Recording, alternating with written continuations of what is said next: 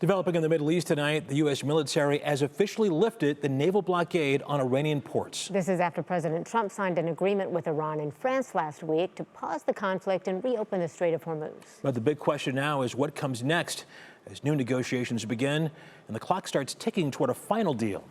Brian Abel has the latest from Washington. At the Palace of Versailles in France. This was not easy. President Donald Trump officially signing the Memorandum of Understanding agreement between the U.S. and Iran. With the Iranian president also signing a hard copy, the agreement stops hostilities between the two countries for now and makes way for the Strait of Hormuz to reopen. It also triggers a 60-day period for negotiators to work toward final terms of a broader agreement. You know, I've seen skeptics of the deal. People say the Iranians will never change their behavior. Well, maybe that's true, and if so, they don't get any of the benefits of the bargain.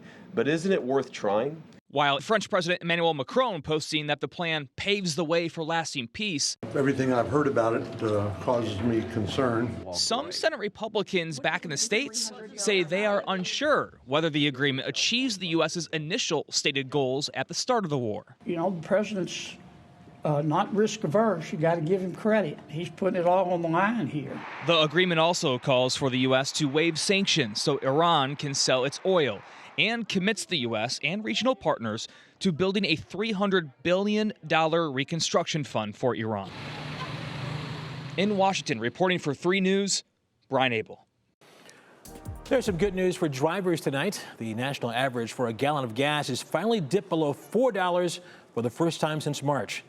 In Ohio, the average is about $3.90 a gallon. That's according to Gas Buddy. But here in Cleveland, drivers are still paying more, with the average sitting at about $4.09 a gallon.